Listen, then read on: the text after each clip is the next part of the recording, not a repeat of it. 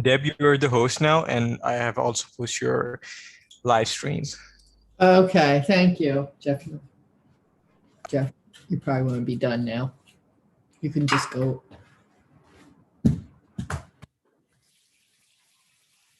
Todd, you're not going to stay. You don't need to be co-host, or yeah, I guess I will make you co-host. There you go. Thank you.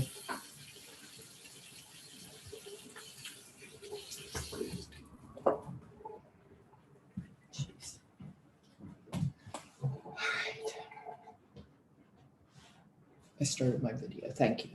I did.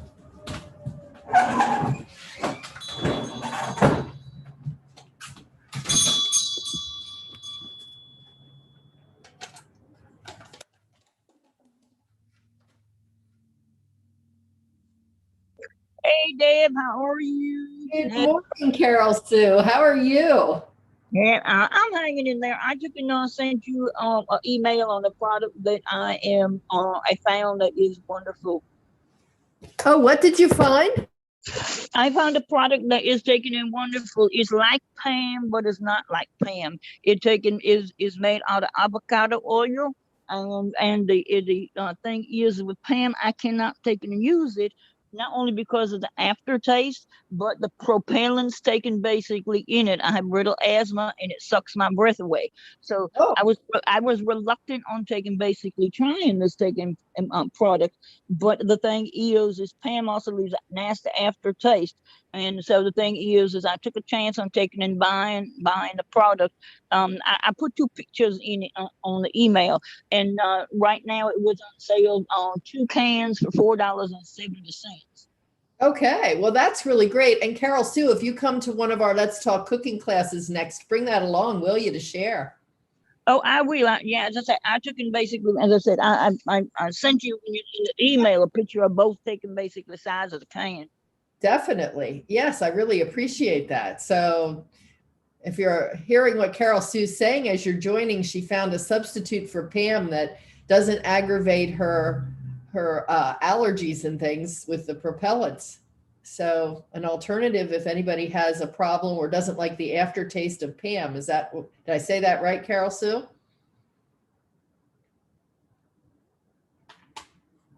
Yes. Uh-huh. Yeah, Okay. I got it at taking Costco. I was ambivalent about taking and buying it because I bought so many taking products, and it's made with avocado oil. I don't have to worry about what do you call it? I don't have to worry about coconut oil and the basically propellants.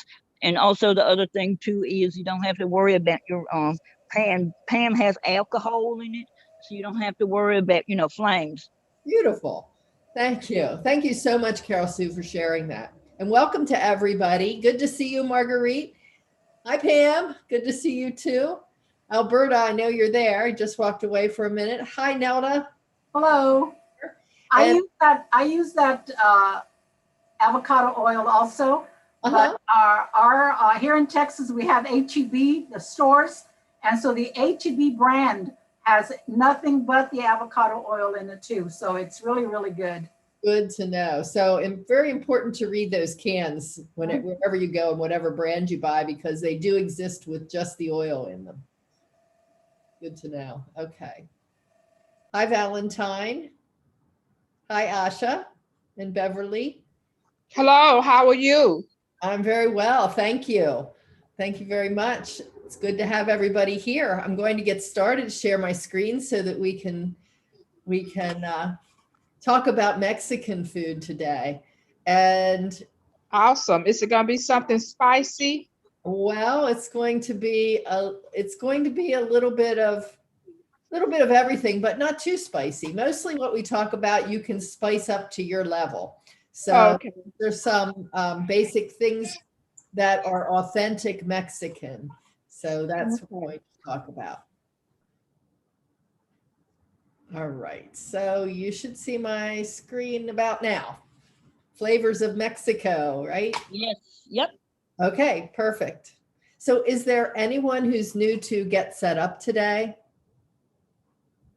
Anyone at all new to Get Set Up? Just unmute yourself and let me know.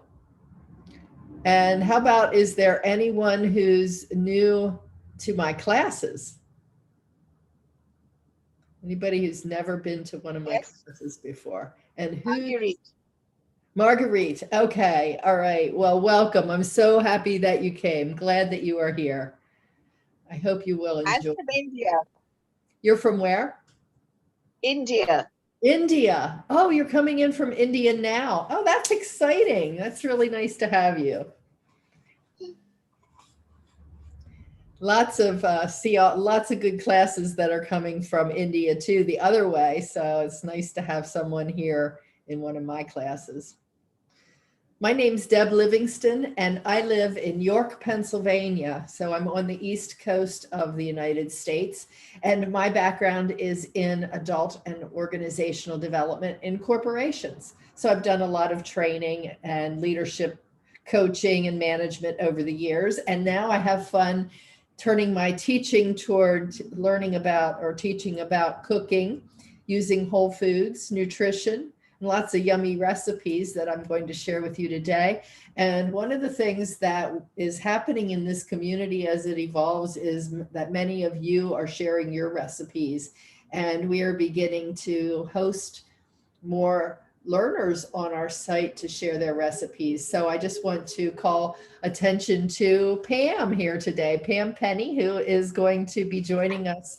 I guess it's Wednesday, Pam, and Wednesday. baking scones. So Yes. she's going to lead us through baking her favorite sweet scones, and that will be fun.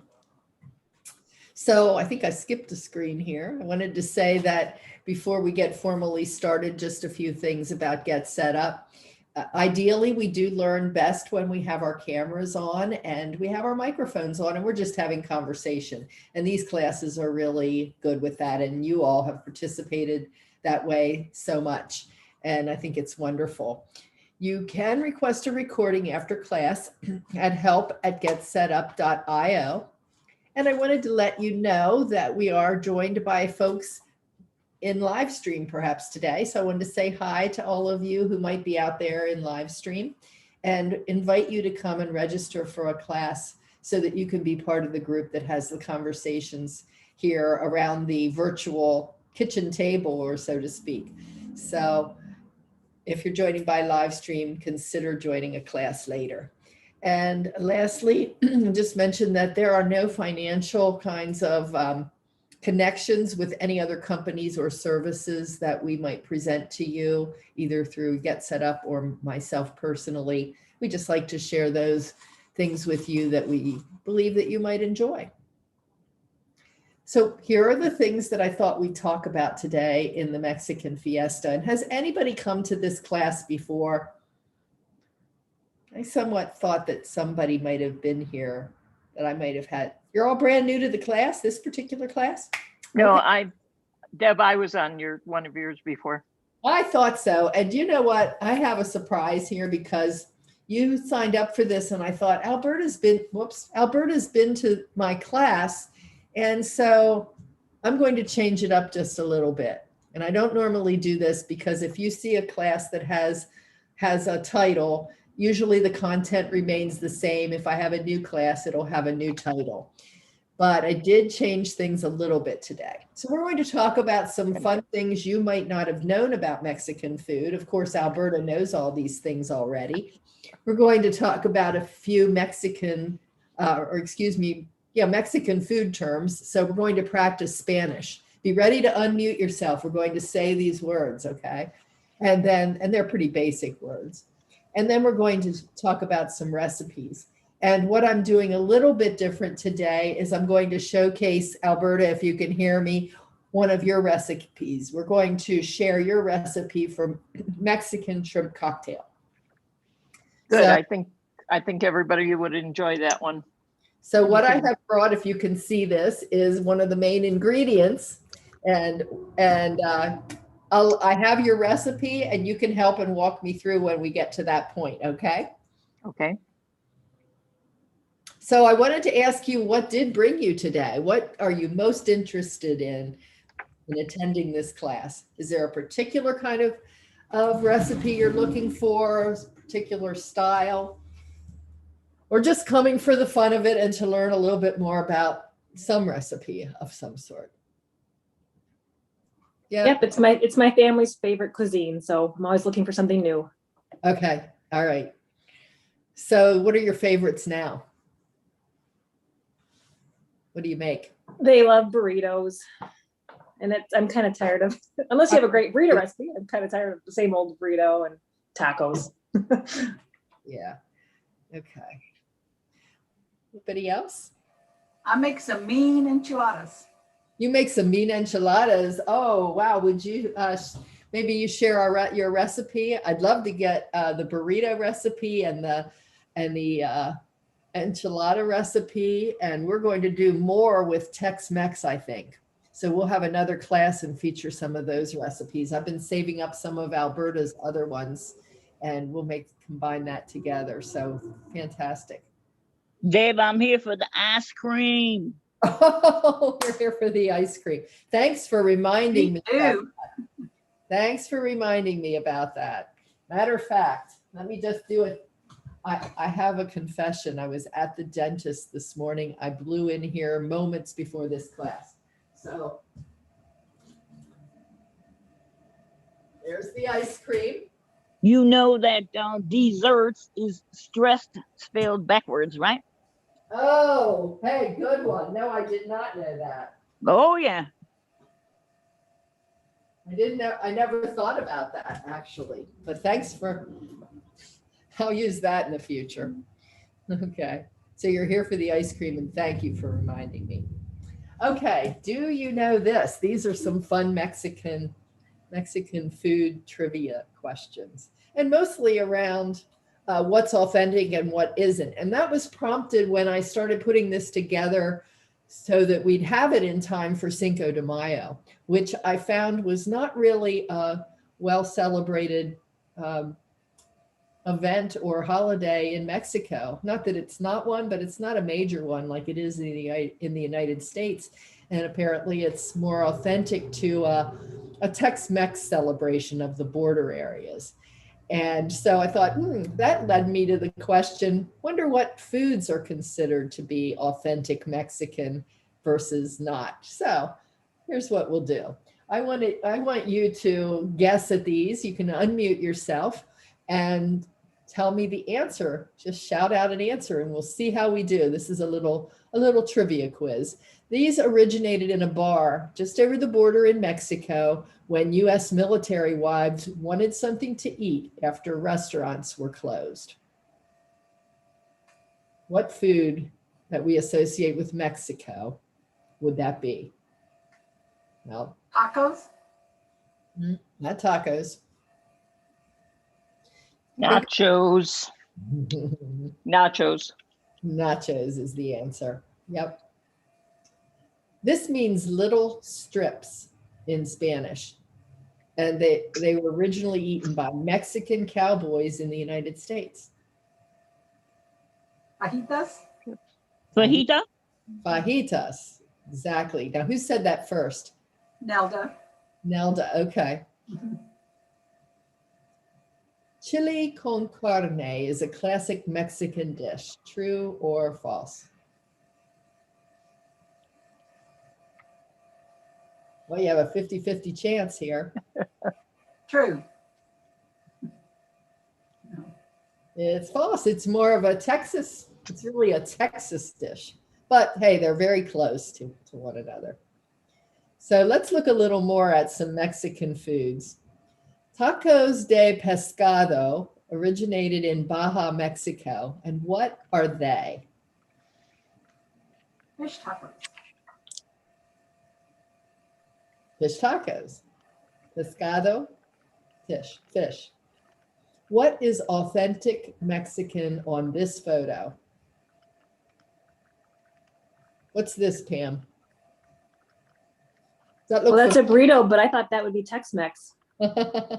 I'm just asking you what it is. I didn't. Oh, I'm not giving the answer. definitely know that's a burrito. What's authentic? The beans? Yep. Anything else? Rice? Yep. And that's about it. Combination platters are definitely not authentic Mexican. You won't find combination platters in Mexico unless you go, maybe if you go to a place that just caters specifically to gringos. And burritos are not authentic. And cheddar cheese, believe it or not, is not. You know, every time we go to a Mexican restaurant, what do we get but plates full of dish with all this gooey cheddar cheese all over it, and you will not find that. There are different types of cheeses. Whoops. Thanks. So what is cochita? Coticha. I always need to pronounce this. Cotija. Cotija. That's how we say that. Cotija. What is that? Oh, that's a new term for us. It's actually a cheese. It's an aged cow cheese named after Cotija in Michoacan, Mexico. And you'll see a number of these cheeses now in I know they're in my area now. As the Hispanic population grows in my area, I'm seeing more and more of these fresh cheeses, queso. So which dishes are authentic Mexican? These chimichangas. Chimichangas are a classic Mexican dish served during the Day of the Dead holiday. True or false? Bam. I would say no, false. That sounds very not authentic. Anybody else? Afraid to put yourself out there? False. They did originate in Arizona, and 2 restaurants actually lay claim to that. Hard tacos are not authentic Mexican food. Is that true or false? Hard shell tacos, are they authentic? I think that's true. They're not. They're not. Isn't it? That's true. Soft corn tortillas are most commonly found. You see them in stacks everywhere. And steak and pork are really the meats that you would most commonly find in tacos. Now, which of the following are not an authentic Mexican food? Chilaquiles, taquitos, or cochinita pibil? Pibil.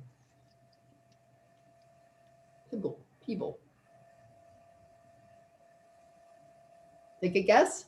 Taquitos?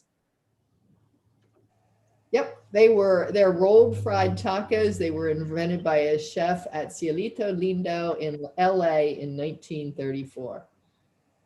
So I think it's interesting that all of these things just kind of make it onto the Mexican restaurant menus, and we really don't have an idea of what really is coming from Mexico. So here's a few common Mexican food terms, and let's just go through those, and you can pronounce them with me if you like. But what do we have here? Mole. Mole? And what's mole? It's a sauce that you make with chocolate. Yeah. You put it in chicken, and I love pollo con mole. That sounds good. You know what? Now that's something that I always learned that to be sauce with chocolate as well. And then I went to do a little research on it, and it said that there are other moles, and they said mole is actually means sauce.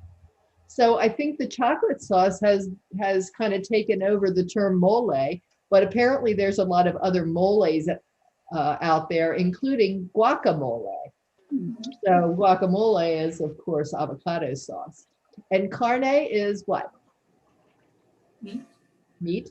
And how about this one? Camarón. Camarón. And what is that? Shrimp. And pollo. Chicken. Chicken. I think I'm the only Mexican on here. I know. We have to mute you.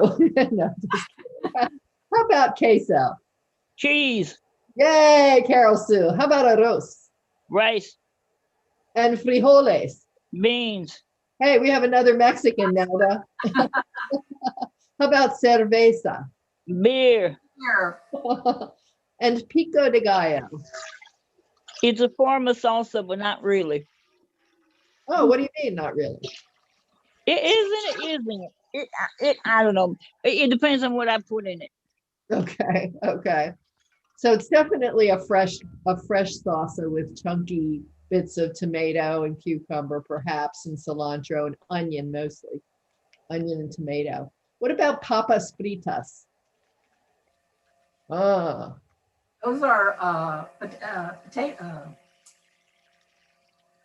I can see you going through your Spanish papas fritas. So what does fritas mean? Fried. Right? French fries. French fries, exactly. Hard to think of French fries.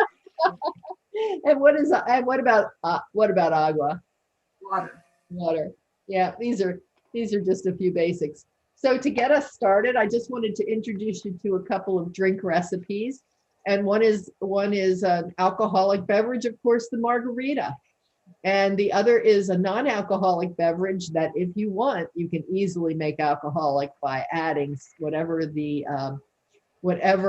alcohol of your choice, like a rum would be very good or a vodka would be very good in an agua fresca. So how many of you enjoy margaritas? Yeah. Yep.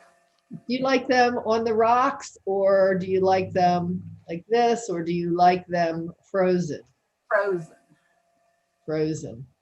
And Alberta's shaking her head. Alberta sent me her thoughts. You want to just share that with the rest of the group, what you shared in the last class and your easy margarita? Okay, I take, instead of making a simple syrup and using fresh lime juice, I use frozen limeade concentrate. And I put that in the blender and then add the tequila and triple sec, or what's the one I like? Grand Marnier? You like the Grand Marnier? The Grand Marnier, yeah, either one. And then some fresh lime juice, but it doesn't take as much.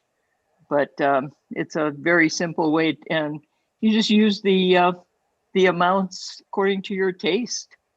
And then I throw the ice cubes in the blender and got the frozen margaritas. Very easy to make. Yeah. And this is so she just went through the recipe. There are really only 3 ingredients in a margarita. And they are tequila. And here for this recipe, silver tequila, looking for tequila that is agave tequila. So that will be the most pure kind of tequila. And then an ounce of orange liqueur. So Alberta really likes the Grand Marnier, but you could use Cointreau, you could use triple sec. Those are all examples of an orange liqueur. This is probably the shelf type, the shelf liquor. And 3/4 of an ounce of freshly squeezed lime juice. And then you can sweeten it up with agave nectar or that simple syrup. So agave nectar, just like this, would be fine to just squeeze into the blender. But I like Alberta's idea just to use that lime concentrate because you've got your sweetener in there. Now, I might really like, and I'm going to Google this, I'm going to work on a recipe to make for this evening since I decided this is going to be my dinner tonight. I'm going to do a Mexican themed dinner. I'm going to look for a low carb recipe for margarita. And I am suspecting that what I'll be doing is making a simple syrup with something like better than sugar or any one of the other sugar substitutes that are out there. Not sugar substitutes, but replacements for sugar. I like to show you my bag of better than sugar seems to have disappeared, but there are sugar alcohols out there with stevia in that I really enjoy using, and I can make a simple syrup out of that just as easily as I would with sugar. And then I could just use lime juice and then these other ingredients. So it would minimize. There would be sugar in the orange liqueur, of course. And then you can just run a lime wedge around the outer part of the glass and put the glass upside down, the glass rim onto a plate of salt. And you want to use a nice coarse kosher salt, but you could also use flavored salts as well. So there's lime salts, there are lots of salts available that you can buy just for drinks. And that makes them fancy and fun. And I really enjoy a little taste of salt with my margarita. There's something about that that really does it. But in this case, this is not a frozen margarita. This is not a frozen margarita recipe. So you would probably want to put it in a glass similar to this because it really is only a few ounces. So you wouldn't put it in one of those wide glasses that you see the frozen margaritas in. It would only fill a small part of the glass. But for a frozen margarita, that's perfect. So I'm going to send along a traditional and a frozen margarita recipe to you, which brings me to a point that I didn't make earlier, and that is that after the class, you're going to receive an email from me, and that email will have all of the recipes linked.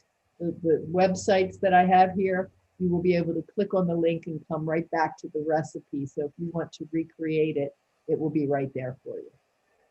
So no need to write anything down. This recipe even tells you how to make a pitcher full for 16 servings. But I, of course, only want one. That would be way too tempting. Now, has anyone ever made an agua fresca before? Agua fresca? I love this idea. And when you're in Mexico, you will see these in markets lined up in these beautiful big jars with different colors because of the different fruits. So let's take a look at this, and I'm going to make this. But I'll describe it a little bit and then I'll stop my share. So what we've got here is the blended fruit. It's blended fruit and water, essentially.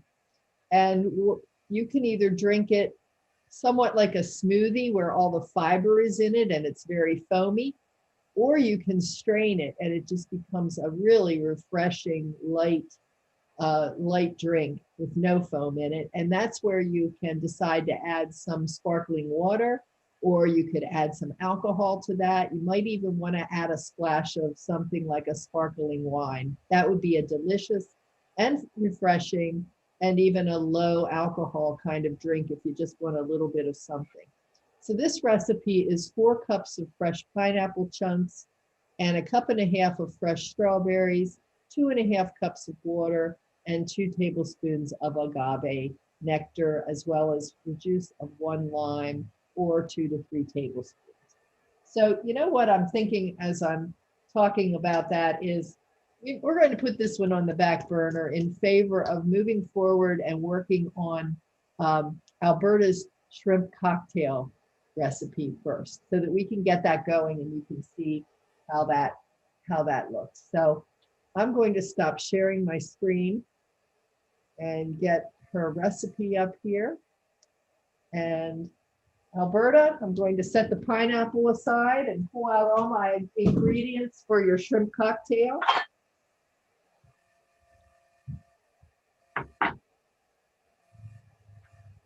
And I think we'll just have fun with this, and I'll let you talk me through it versus actually really reading the recipe. There's no need when I have the expert here. So. All right, so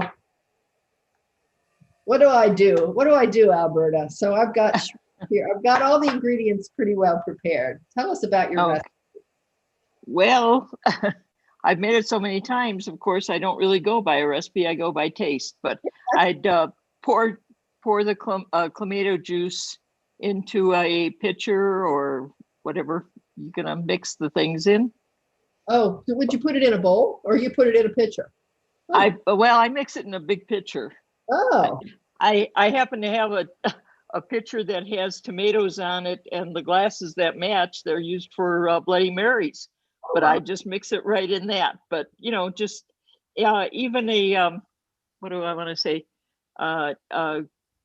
Pitcher that you would use for iced tea or something, or just something if you'd want to store it in the refrigerator, because this is best made ahead of time. Great idea. I'm just going to look, okay? I don't know if my picture.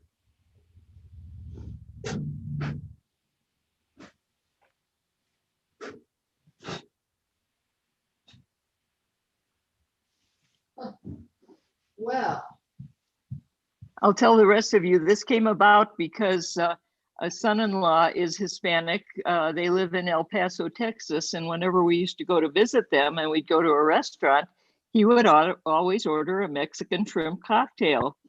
And so I had to try it and I loved it. And so I came home and got online and started looking for recipes for Mexican shrimp cocktails. And that's my favorite thing to do when I go to a restaurant. I come home and try and find a recipe similar so I can recreate something that I like. So, you know what? That's exactly what I like to do too, Alberta. I knew we had something going on here. So do you think this is going to be large enough? Yeah. It depends on how much, you don't have to use the whole bottle of clamato juice. How much are you going to want? So It just actually says a pound. So I have a pound of shrimp. Do I put the clamato in first? I think it only says that it calls for about a cup and a half. yeah, that's going to be too many shrimp then, I think. So, I should have pulled up my recipe. Wasn't aware you were going to use this one I today, don't but know. I think yeah. it'll be okay. I think it'll be okay because it's a cup and a half. Let's try it Yeah. because it doesn't really look like that many shrimp to me. Okay.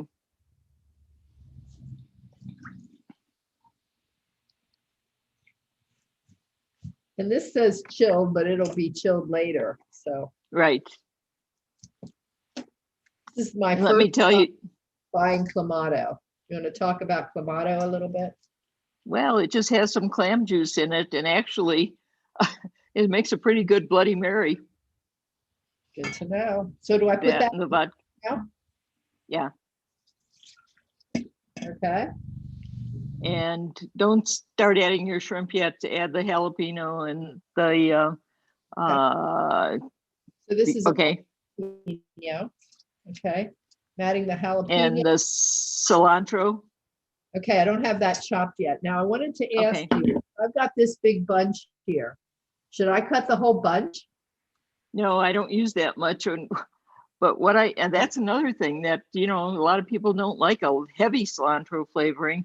If you just want to chop a little bit of cilantro or parsley, an easy suggestion is to put some of the leaves into a juice glass and take your kitchen shears and just cut into the glass, and it chops up those leafy type of herbs very easily.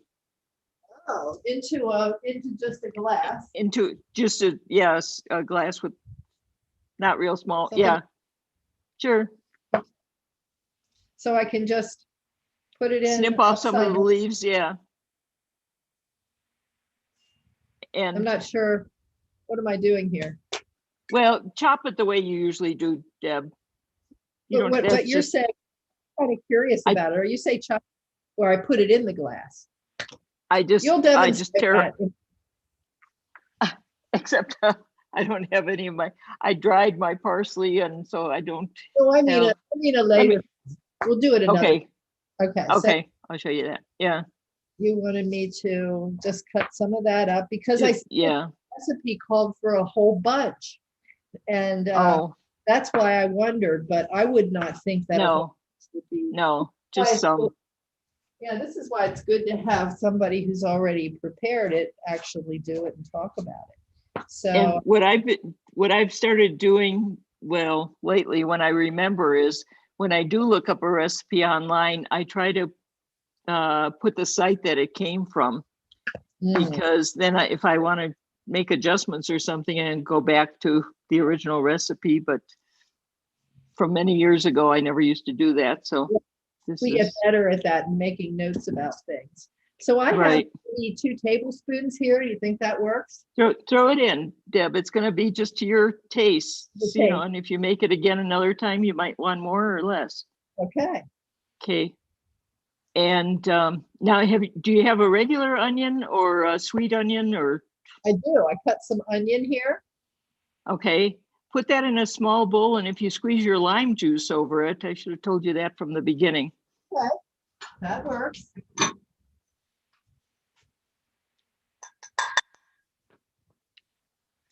And then put your fresh lime juice on that and let that kind of macerate for a short time. Okay. We're macerating now. We're Yeah. macerating the onion. Okay. Yeah, this is looking good. I can't wait. Okay. Friends coming over I haven't seen in a long time tonight because we have to be outside. He's a kidney transplant person, and so this whole COVID thing is especially tough for him. So I'm excited that they're coming and I can serve your Mexican shrimp cocktail. Good. Okay. Some hot sauce or what do you, Yeah. Tabasco or any of your favorite spicy, yeah, whatever you like. Okay, and just a few dashes in there of that. You know, I start out very lightly because you never know people's tastes. And then if I'm serving it, you know, I'll say, well, we can get the bottle of hot sauce out, or if you'd like more, just add more as you're serving it. Good idea. So I will not put that away. All right. Okay. I put a little bit. Okay. And tell me again, what does the recipe say? Salt and pepper and. Yeah, I have celery. There's celery and cucumber. So I'll put. Okay, you got everything. Yep, just put it in there. This is diced. yeah, Small dice. Mm-hmm.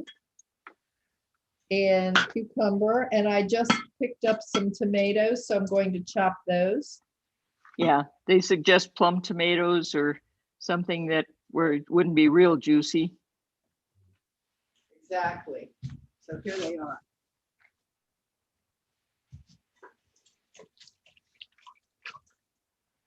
And you just chop them. You don't do anything, seed them or anything like that, right? No. So they won't be that juicy.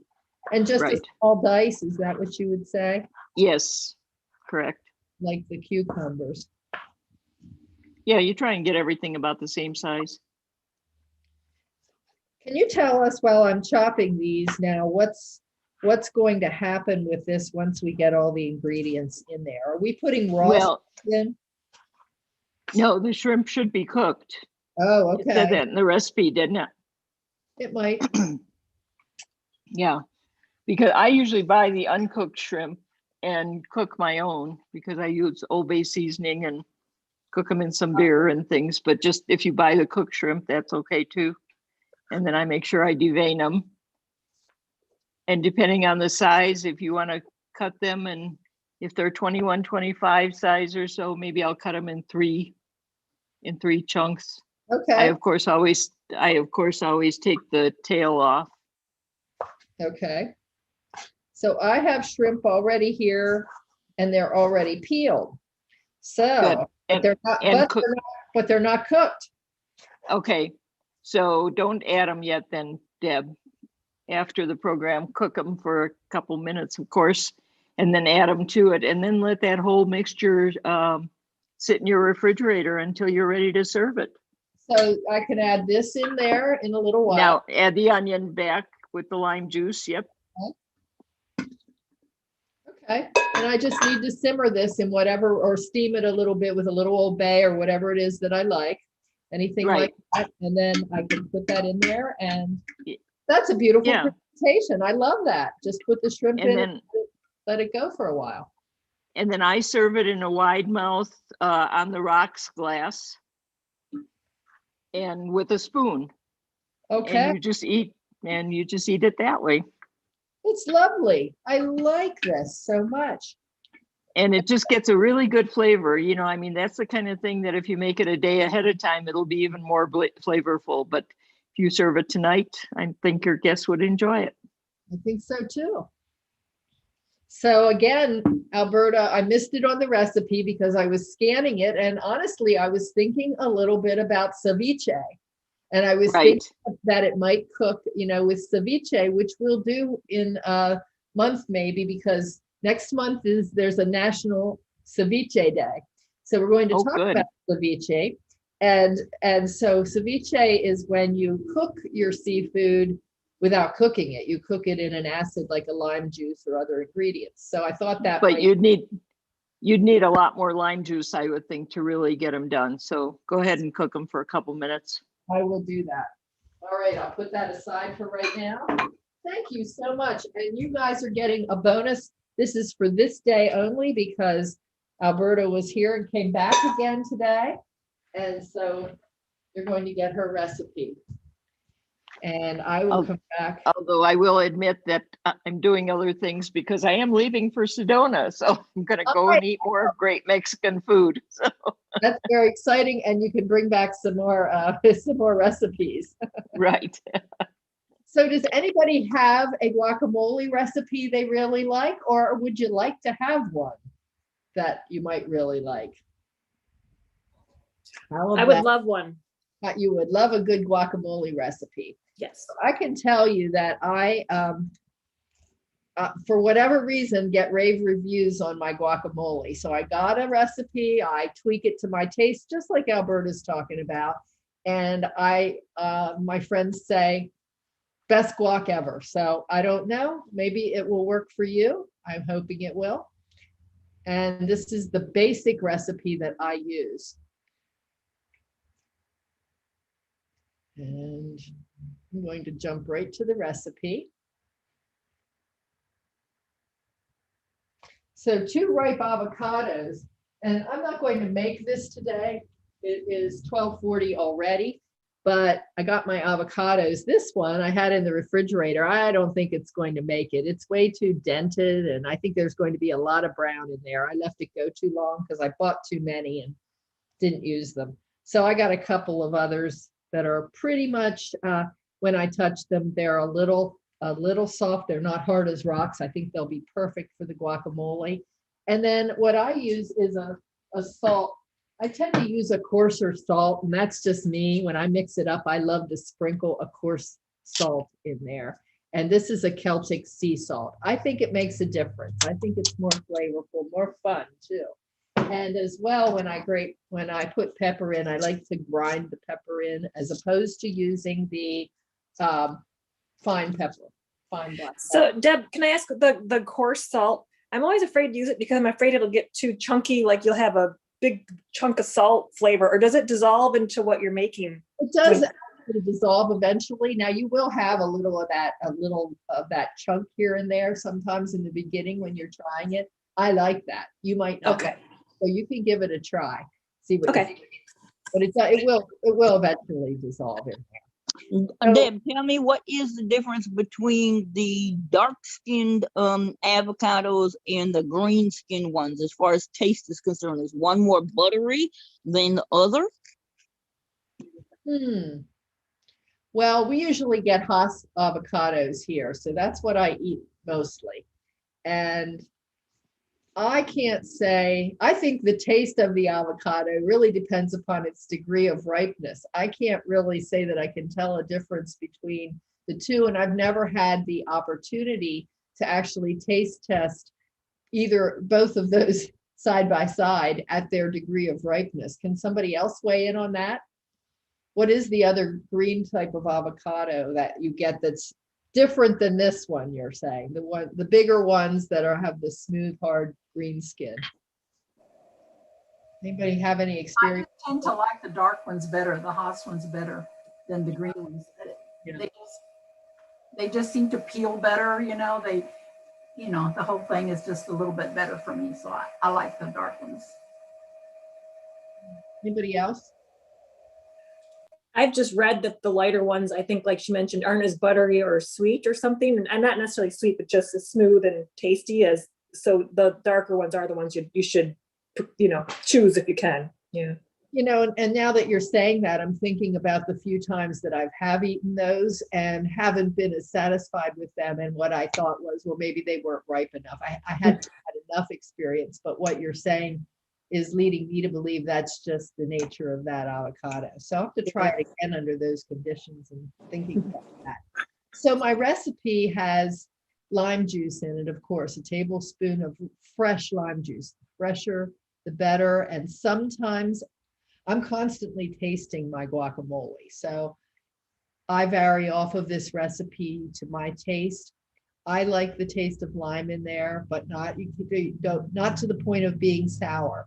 So start with the tablespoon, and then if you feel you want a little bit more, you can add a little bit more. And then you can see here that there's a range, 2 tablespoons to a quarter cup of minced red onion or thinly sliced green onion.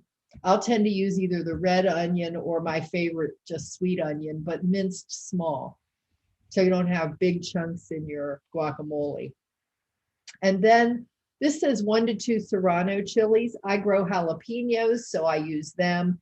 And depending upon who I'm serving, I might just start with a half an avocado or a half of a jalapeno.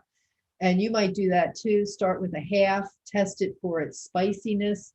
And if you want to get it a little hotter, then add more of your jalapeno in there. And of course, the seeds of the jalapeno you want to remove, and that's also where a lot of the heat is. And then use the leaves and the very tender stems of cilantro and put about 2 tablespoons of that into your guacamole. Again, cilantro is one of those tastes that not everybody cares for. So I put it in small amounts. I have done it where I'm not doing measurements and I've gotten too much in there, and then it's really overpowering the avocado. So make sure that you're judicious with cilantro. And if the people in your crowd don't like cilantro, you can try a little chopped parsley also. That's a good thing to put in there too. It tastes very good. And then that grate of black pepper.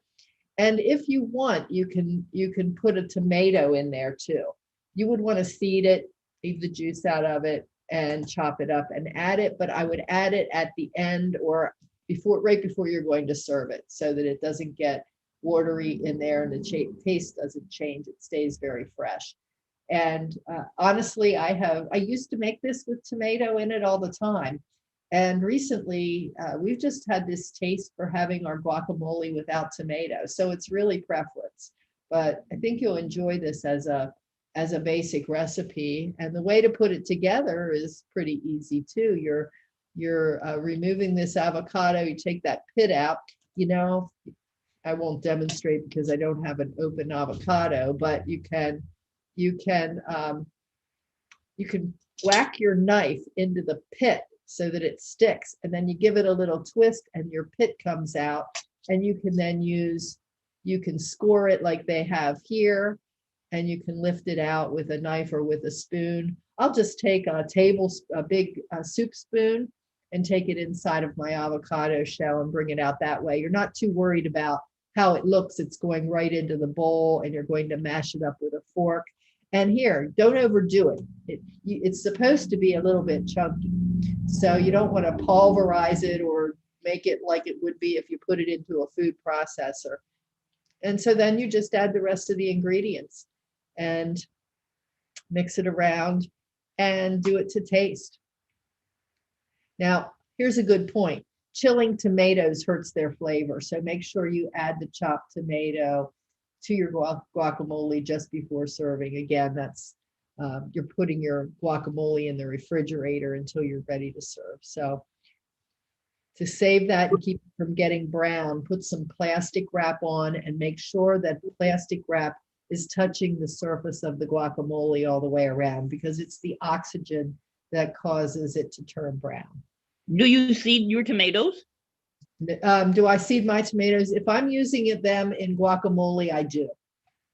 I try to just use the sturdy parts of the tomato. Okay, thanks.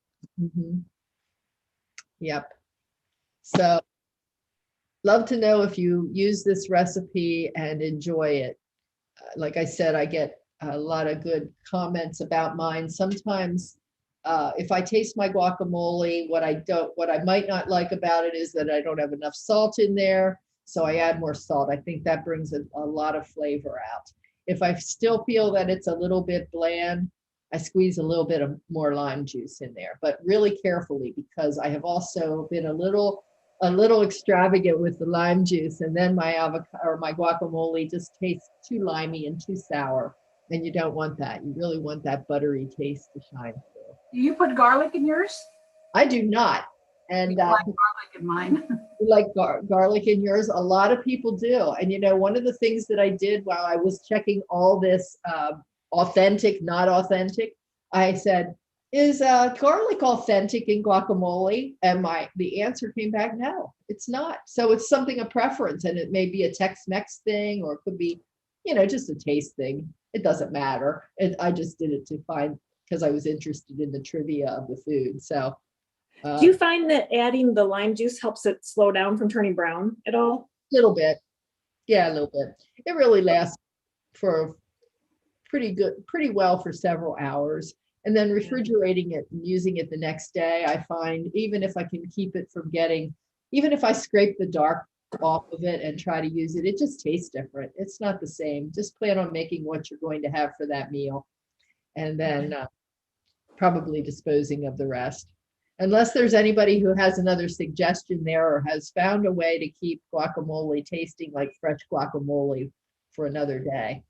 If you find it, I would like to know. That would be wonderful.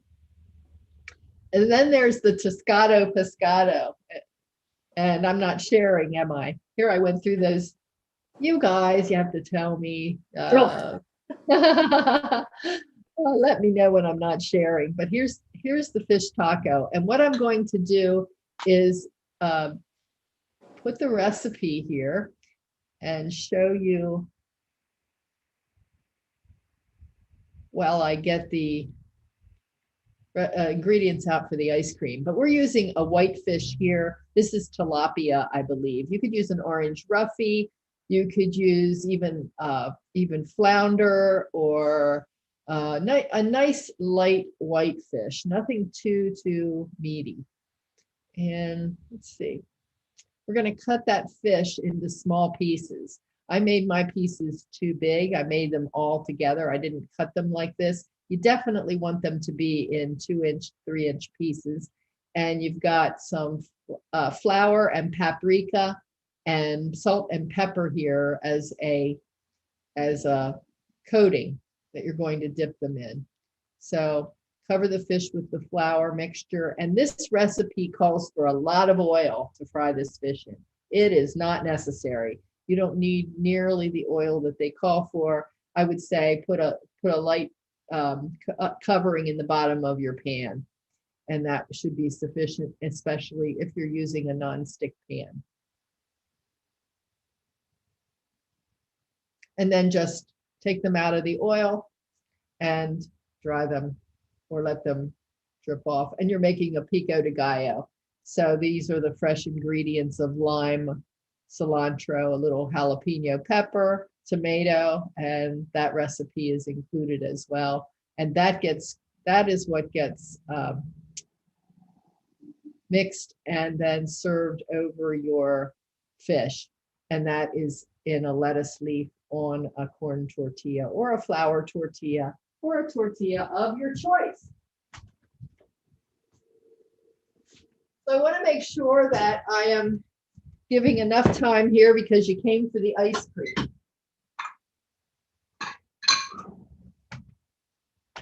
And with this ice cream, the traditional type of ice cream that you use for this helado frito, which is the Mexican fried ice cream, is vanilla ice cream. And I have chocolate peanut butter cup ice cream because my husband ate the rest of the vanilla ice cream. So we're going to make it, but use vanilla if you can, but it really doesn't matter. And what I'll tell you about this fried ice cream is that there is such a thing as fried ice cream in Mexico, and we're not. We're going to. What I wanted to do is show you a video here of actual fried ice cream. So while I gather my ingredients, you can check out the real fried ice cream, and then I'll go through how to make this kind, which is so much easier and very tasty and a whole lot of fun to make.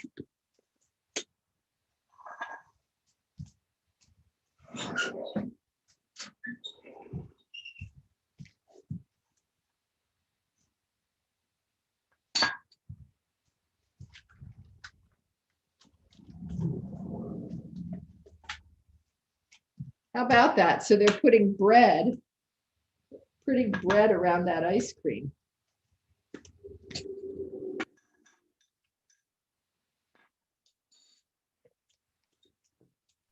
I think my hands would be freezing. Mhm. That's quite true. Even when I make these, my hands are cold.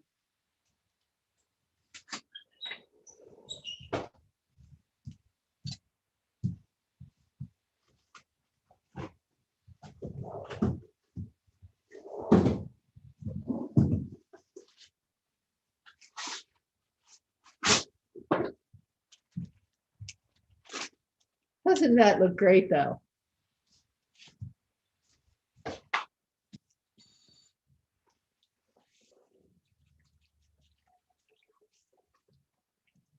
Yum.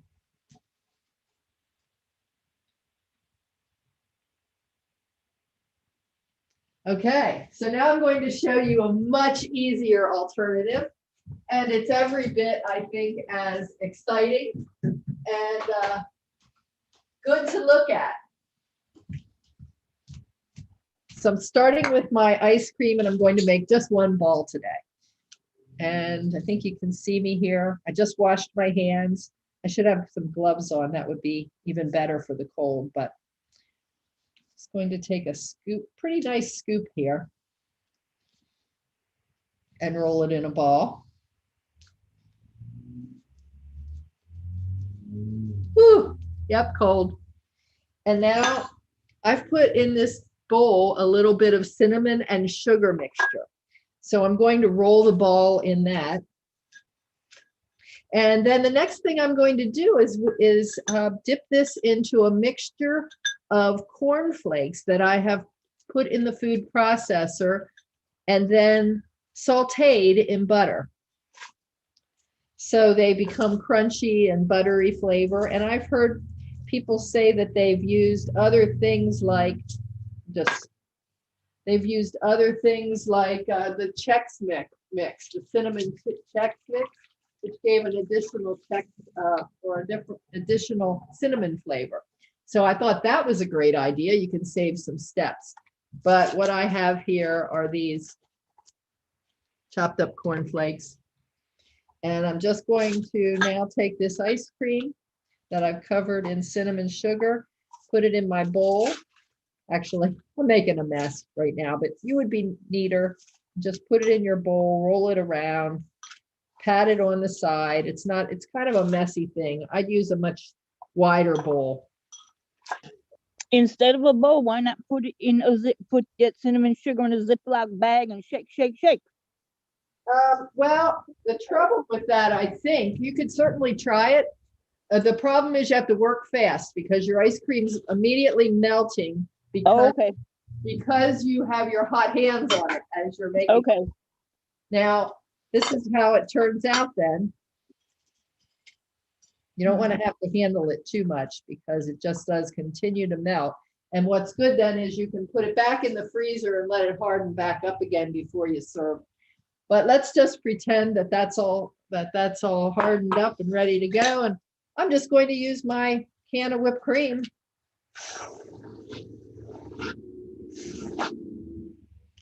And a little cherry.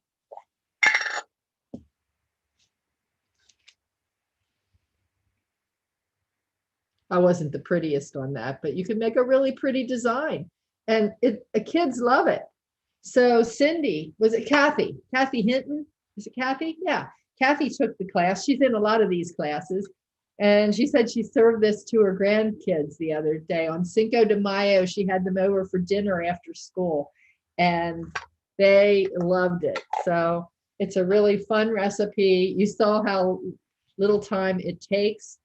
You can have a bunch of these flakes made up and keep them on hand, and you would be able to assemble these in a very short amount of time for any dinner that you're having and make it very pretty. And your company would think that you spent hours on it. And somebody said that it really did remind them of the Chi-Chi's fried ice cream. Do you remember Chi-Chi's fried ice cream? Yeah. So I found this recipe that way, doing exactly what Alberta does. I went to Chi-Chi's and had that fried ice cream, and I thought, oh, there must be a recipe for that.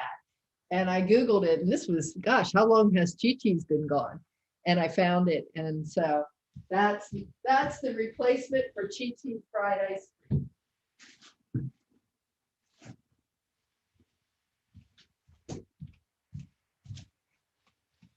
So there we go. And we are, let's see our time here. It's 12:59. I'm going to send you a recipe also for elotes, which are, this is Mexican street corn. And this is something that you would really find just about anywhere in Mexico, in the, maybe in the parks, because there's street vendors there, or at festivals.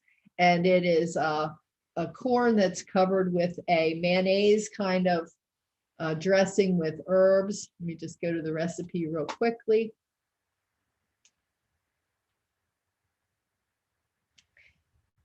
And herbs and spices. It uses Mexican crema, mayonnaise, garlic powder, onion powder.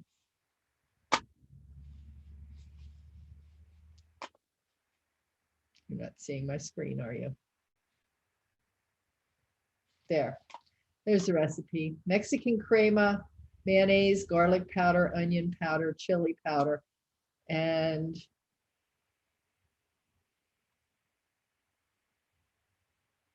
you can just grill the corn and then cover it with the sauce. And then season it with a little bit of cilantro after that. You're going to put the sauce over the whole cob and add some of that cotija cheese that we talked about earlier, which is a crumbly kind of cheese. So that's Mexican sweet corn. If you do it, or street corn, if you do it out on the grill in the summer, it's a fun way to have corn, an alternative corn on the cob recipe.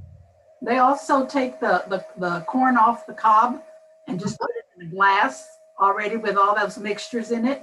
And that'd be so much better. What's that? Wouldn't that be so much easier to eat? That would be great.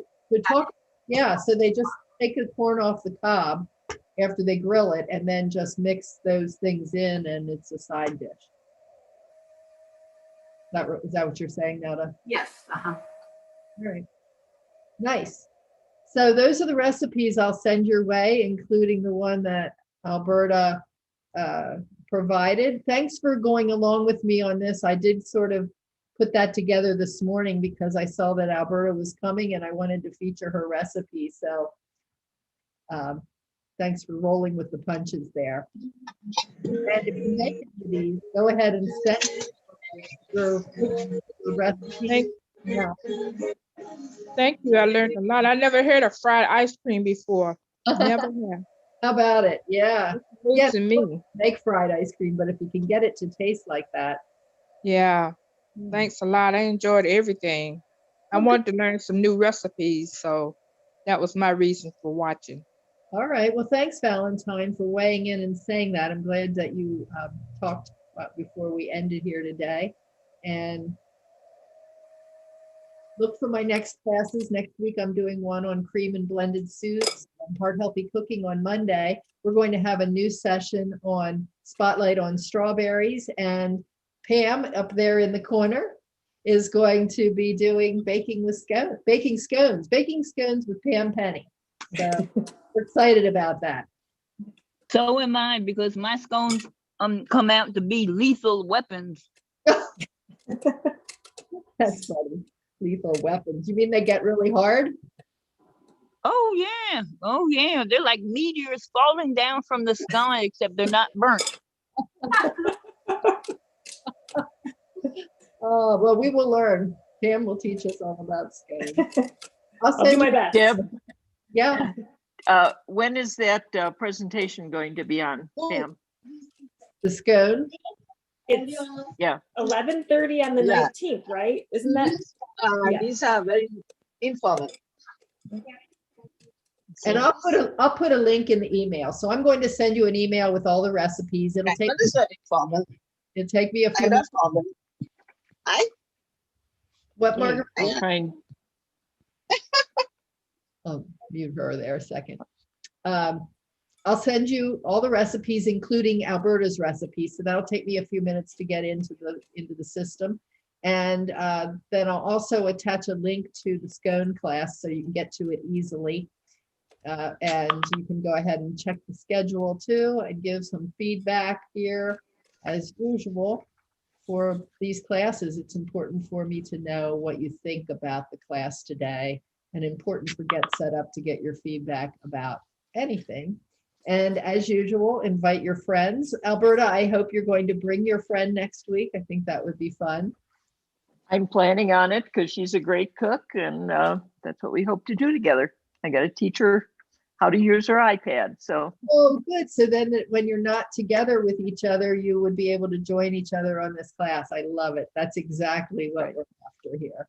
Okay, so that's it for today. Ran a couple minutes over as usual, but I'm working on that. And thank you so much for coming today. Thank you, Deb. Have a wonderful Thank week. you. Yep. You're welcome. Thanks. You have the same. Thank you. Bye. Thank you, Deb. Bye. Bye-bye. Thank you.